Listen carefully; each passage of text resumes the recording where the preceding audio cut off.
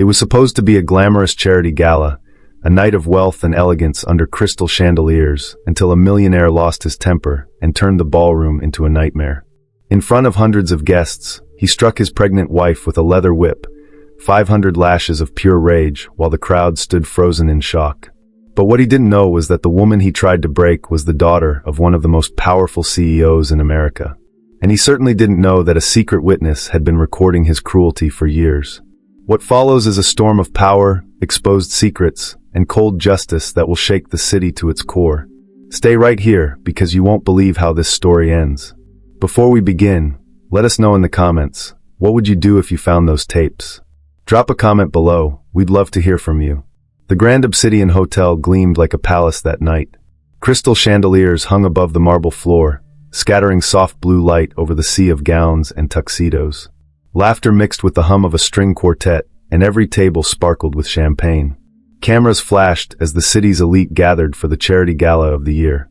No one could have guessed that before the night ended, that same ballroom would witness a scene of horror. Eva Brady stood near the back of the room, her hands folded over her 7-month belly.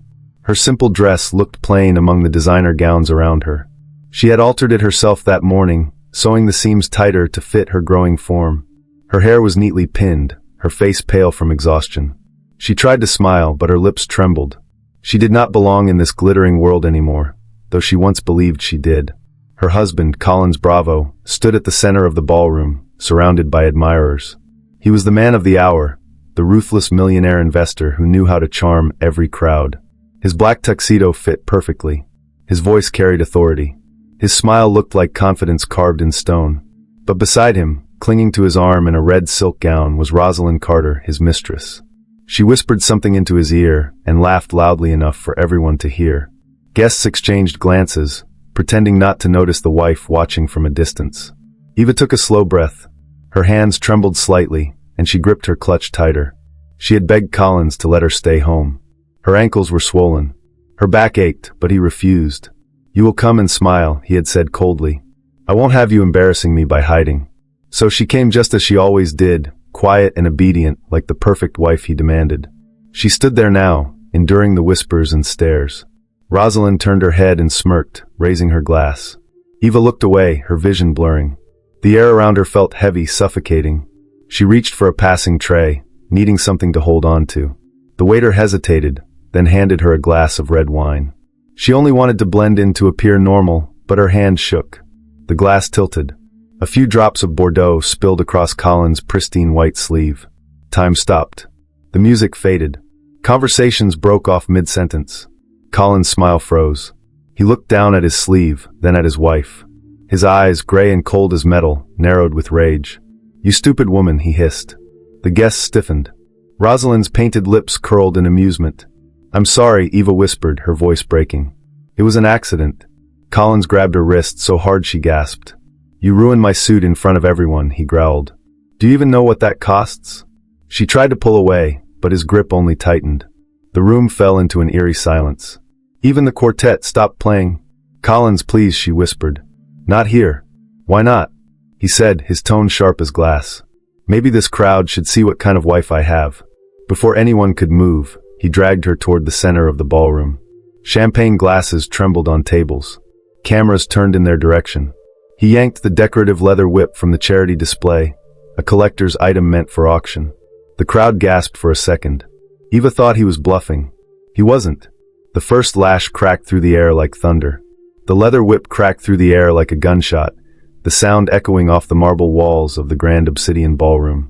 The first lash had been a shock, a stinging burn that tore through the back of Eva Brady's simple dress, but the second and third were a revelation of pure agony. Collins Bravo, her husband, stood over her, his face twisted into a mask of exertion and hate, striking her with a rhythmic, methodical cruelty that suggested he had been waiting a lifetime to do this. The guests, New York's elite, stood frozen in their designer gowns and tuxedos, clutching champagne glasses that trembled in their hands. It was a scene of absolute horror, yet silence reigned. No one moved to stop him. No one shouted. They were paralyzed by his wealth, his status, and the sheer audacity of his violence. Eva fell to her knees, one hand clutching her stomach to shield her unborn child, the other bracing against the cold floor. She forced herself to count, anchoring her mind to the numbers so she wouldn't slip into the black void threatening to swallow her. 10, 20, 100. Tears streamed down her face, mixing with the sweat and blood soaking her clothes. She whispered to the life inside her between ragged sobs, "Hold on, baby. Please hold on." 7. The lashes continued, unrelenting, tearing through the thin fabric of her dress until the air itself seemed to cry out. 300, 400. The physical pain was blinding, blurring her vision, but the psychological terror of the bystanders' cowardice cut deeper. They watched like an audience at a grotesque play, their inaction a weapon Collins wielded just as effectively as the whip. Even the string quartet had lowered their instruments, watching in mute fascination. Collins was breathless now, his pristine tuxedo shirt straining as he delivered the 500th blow. Eva collapsed completely, her cheek pressing against the slick marble, the world fading to gray. Just as the darkness claimed her, the double doors at the far end of the ballroom blasted open with a force that shook the room. A silhouette stepped into the light, shifting the atmosphere instantly. Conversations died, and for the first time that night, Collins' Bravo stopped. Silas Warner walked into the carnage with the stride of a man who owned the earth beneath his feet. He was tall, dressed in a black suit that absorbed the light, his presence commanding a terrified reverence from the crowd that parted instinctively for him. He didn't look at the guests. His eyes were locked on the bloody figure crumpled on the floor. Collins, panting and slick with sweat, turned to face the intruder, his arrogance still shielding him from reality. He straightened his cuffs, attempting to regain his composure. "Mr. Warner," Collins said, his voice breathless but defiant. "I apologize for the scene. My wife, she was hysterical. She needed discipline. I won't have her embarrassing me." Silas didn't blink. He didn't even acknowledge Collins' words. He walked straight past the millionaire and knelt in the blood pooling around Eva. He touched her neck gently, finding a faint, thread pulse. Slowly, Silas stood up. The temperature in the room seemed to drop 10 degrees. He turned to Collins, his expression carved from stone. "You think this is about embarrassment?" Silas asked, his voice low but carrying to every corner of the silent hall. Collins smirked, misreading the situation entirely. "She's a nobody, Silas. I picked her out of the gutter. I can do what I want with my property." Silas took a step closer, invading Collins' space. "You didn't pick a nobody," Silas said, the words landing like hammer strikes. "You just beat my daughter." The color drained from Collins' face. His internal monologue fractured. He had investigated Eva. He knew she was an orphan with no connections. "How?" The confusion paralyzed him. Before he could stammer a reply, paramedics rushed past Silas to load Eva onto a stretcher. Silas leaned in close to Collins, his voice a lethal whisper. "Pray she lives, Collins. Because if she dies, jail will be the least of your worries. I won't just imprison you. I will erase you." As the sirens wailed outside, painting the night in redden, Silas turned and left, leaving Collins standing alone in the center of the ballroom, the whip hanging limp in his hand, a dead man walking. Hours later, the sterile hum of the intensive care unit did little to calm the storm raging inside Silas Warner. He had turned the hospital waiting area into a war room. Lawyers and fixers in dark suits huddled over laptops, their faces grim. "We need to hit him now," Silas demanded, pacing the floor. "I want him destroyed by morning." But his chief counsel shook his head. "It's not that simple, sir. Collins is already spinning the narrative. He's claiming the video footage is edited, that Eva attacked him first. Without a witness to contradict him, it's his word against a woman in a coma." Silas slammed his fist against the wall. They were hitting a dead end.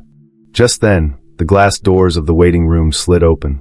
A woman in a worn gray coat stood there, clutching a cheap purse to her chest with white-knuckled desperation. It was Linda, the head housekeeper Collins had fired months ago for stealing, a charge everyone knew was fabricated. She looked terrified, her eyes darting between the security guards. "Mr. Warner?" she whispered. Silas stopped pacing. "Who are you?" Linda stepped forward, her hands trembling. "I worked for them. I saw what he was like when the doors were closed." Silas softened his stance. "Did you see him hit her?" Linda nodded, tears welling in her eyes. "I didn't just see it. I kept the proof." She reached into her bag and pulled out a small silver flash drive. "I hid cameras in the penthouse," she confessed. "Not just to catch the abuse, but because I heard him on the phone. He wasn't just planning to hurt Eva. He was plotting something for the baby to secure the inheritance." By the next morning, Collins Bravo was out on bail, his confidence restored by his high-priced legal team. He stood at a podium outside the police station, the very picture of a remorseful husband.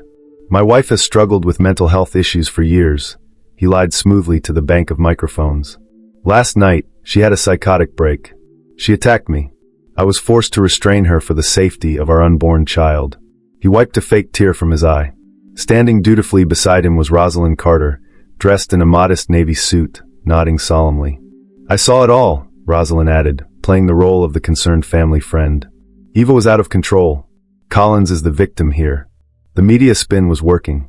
Online comments began to shift, questioning Eva's stability, calling the daughter of a CEO reveal a publicity stunt. In the hospital, Silas watched the broadcast, his blood boiling. The injustice was suffocating. But back at the penthouse, Rosalind wasn't celebrating. She opened the wall safe in the master bedroom, intending to retrieve her emergency cash, only to find it empty. Her phone buzzed. A text from an unknown number flashed on the screen. "We know about the offshore accounts in your name. You have 1 hour to pick a side." Silas Warner didn't wait for the court of public opinion to catch up. He decided to drop the bomb. "Release it," he ordered his team. "Not the gala footage. The other one." 10 minutes later, a video file was uploaded to every major news network and social media platform. It wasn't the violence of the ballroom. It was a black and white clip from Linda's hidden camera in the penthouse study. It showed Collins sitting at his desk, methodically practicing a signature over and over again. Eva's signature. He was laughing as he did it, bragging on speakerphone to Rosalind about how easy it was to transfer the Warner Trust funds into his shell companies. The narrative shifted instantly. This wasn't a domestic dispute anymore.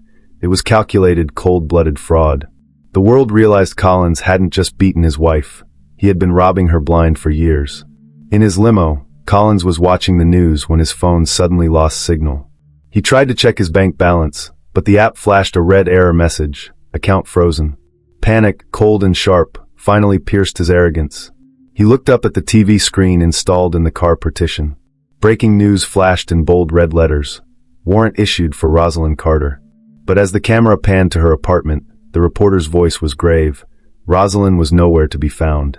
The war room in the hospital was silent, save for the hum of the hard drive spinning. Silas Warner sat at the head of the table, his eyes fixed on the large monitor. Linda, the housekeeper, sat in the corner, twisting a handkerchief in her hands. On the screen, a time-stamped video from 3 months prior played. It showed the interior of Collins Bravo's study. Collins was pouring 2 glasses of scotch, handing one to Rosalind Carter. The audio was crystal clear. "The pregnancy complicates things," Rosalind said, sipping the drink. "If she has the baby, the trust fund locks down." Collins laughed, a sound that made the lawyers in the room flinch. "Not if she's declared incompetent," he replied, leaning back in his chair. "I've been spiking her tea with mild sedatives. It makes her shaky, emotional. After the birth, we'll have her committed for postpartum psychosis. I get custody, I get control of the trust, and she rots in a facility upstate." Silas felt a cold rage settle in his marrow. This wasn't just greed. It was a conspiracy to enslave his daughter and steal his grandchild. "Is that enough?" Linda asked softly. Silas looked at his lead attorney. The lawyer nodded, looking pale. "It's conspiracy to commit fraud, endangerment of a child, and spousal abuse. And with Rosalind clearly conspiring on tape, we have them both." Silas stood up, walking to the window that overlooked the city skyline. "Release the gala footage now," he ordered. "The unedited version. The world needs to see the monster behind the suit before the police bring him in. I want him to have nowhere to hide." Rosalind Carter was not missing, she was hiding. She had checked into a cheap motel on the outskirts of Jersey, far from the penthouses she was used to. Her phone had been buzzing incessantly for hours.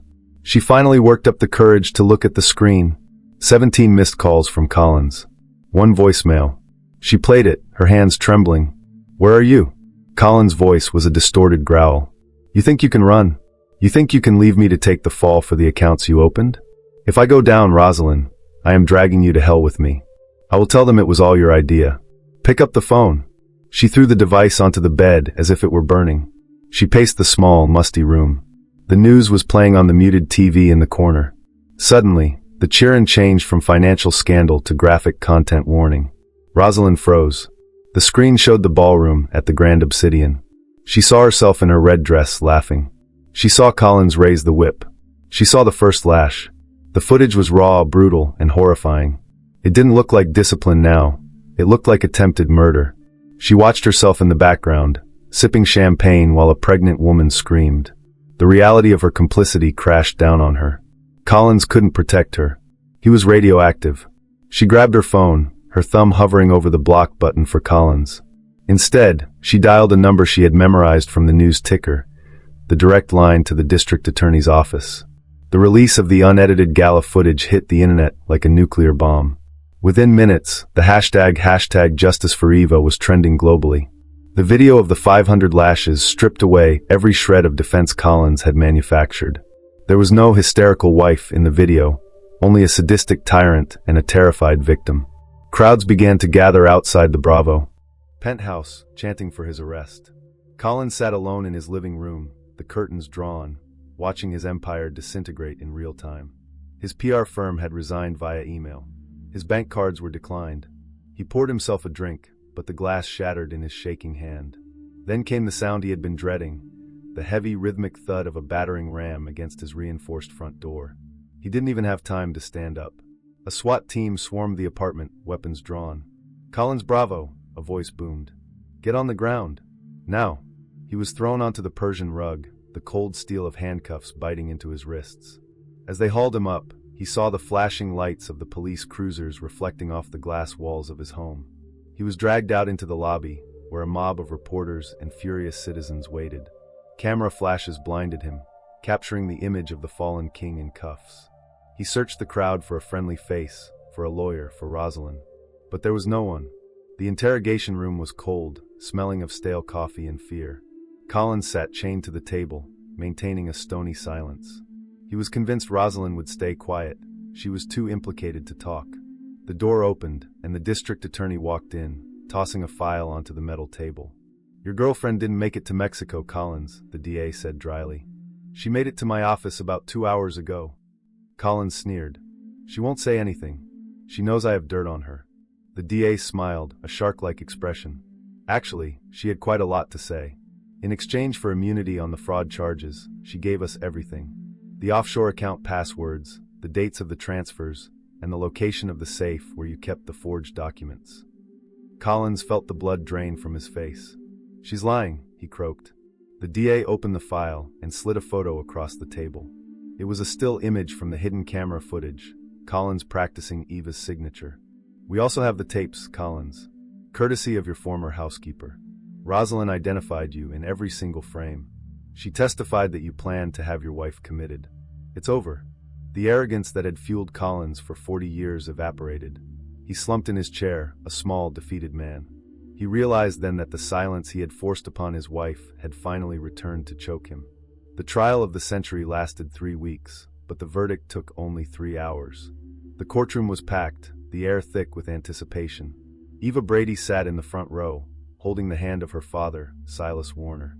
She looked different now, scars faded, strength returned. When the jury foreman stood up, the silence was deafening. "We find the defendant, Collins Bravo, guilty on all counts." The courtroom erupted.